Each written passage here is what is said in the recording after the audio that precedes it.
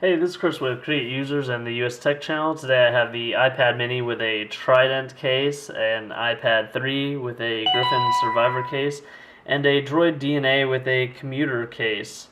Basically what I wanted to do is check out the new Google Maps application for iOS and kind of compare it to some other devices. Anyways, some of the problems I had with the normal maps is the navigation. Let's go to Kima Boardwalk. Here we're located up by 290 and kind of Highway 6 in Houston, Texas. We'll click Kima Boardwalk. Please note that this is kind of coming from a more of an Android guy than an iOS guy. So let's get directions to here. Find our route. So we'll just pick Route 1 and hit Start. Starting route to Kima Boardwalk. Head west on West Road. One of the problems I had with it is right here you can't really scroll around. I've talked to other iOS people about this and they haven't offered up any solutions. Maybe you guys can leave some stuff in the comments about how there's more functionality than what I'm showing. Basically, I kind of want to zoom out and zoom in and then move to see where my next turn is, but you can't do that here unless you click Overview. And then you have to kind of zoom back in. Okay, so my next turn was on 290, and then I can resume. So that was one of my big problems with it. Let's check out what the new application looks like. Let's go to Google Maps. Right there you can click to return to navigation. Tap here to show satellite imagery and other views. They have the overflow menu just like in the Android operating system.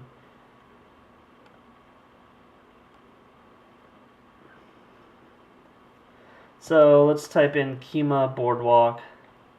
You can still use voice input to search for your destination. Kima Boardwalk.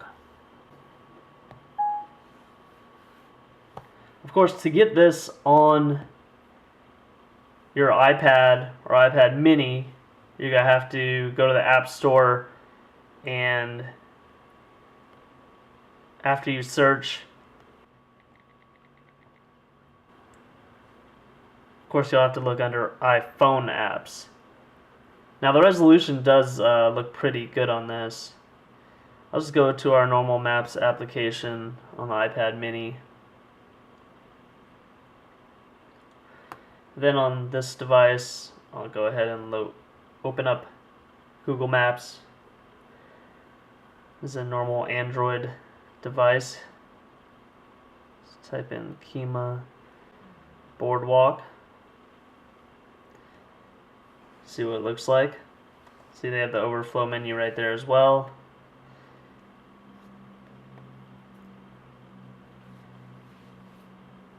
You can get the map overlays right here. Go ahead and go to satellite. Here you click layers, then enter the satellite layer.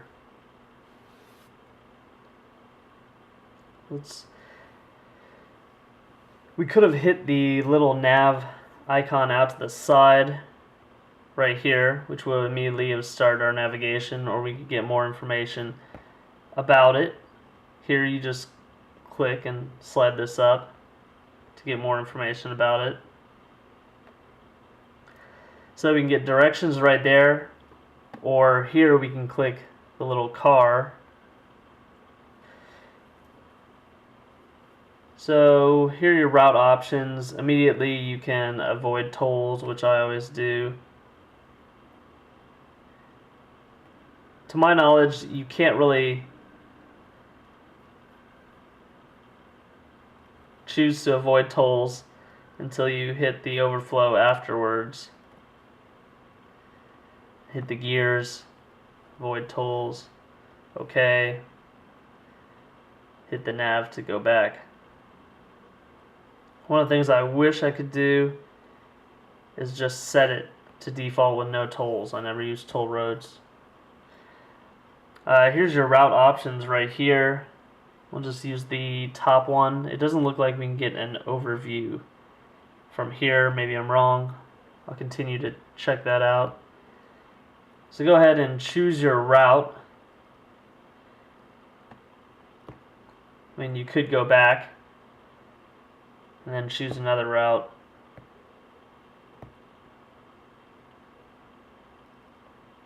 Go back, choose the original route, and then hit start. And you'll begin your turn-by-turn navigation. Okay, so the built-in compass doesn't work right here, it looks like. So as you can see right here, depending on where you point the device, the built-in compass will show you your direction. As you can see here, you can zoom in, look at upcoming turns, and then just hit resume to go back to your original location. Before I end this video, let's go back and look at route selection and route options. Pretty much you don't get any options in the Android operating system in the beginning except for reverse start and end. So go ahead and click navigation, and this is when we get our options in our little overflow menu, routes and alternatives. Then we get to choose if we want to avoid highways or avoid tolls by selecting the gears, which I showed earlier, or picking one out of three possible routes right here. So if you run into traffic, it should be able to make three routes based on your current location. Just choose your location and then hit nav and go back. It'll give you warnings if it uses tolls.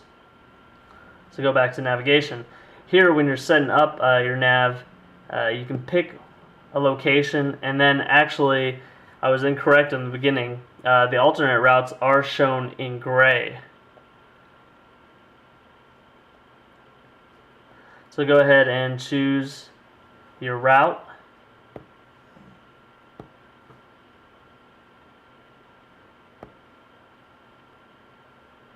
And hit start. Then turn right. You could have also chosen to use highways or avoid highways and tolls right in the beginning. Now, at this point, you don't have any options to reroute, it looks like. So you'd have to kind of end your navigation, click the X, go back, re-identify your original destination, and then reroute from there. Like I said, if anyone finds a different way to do some of the things here, please leave them in the comments section below. That's just a brief overview of the new Google Maps for iOS. So for more information about this and more, please like this video, subscribe to my YouTube channel, and visit my website at cricketusers.com. Thank you.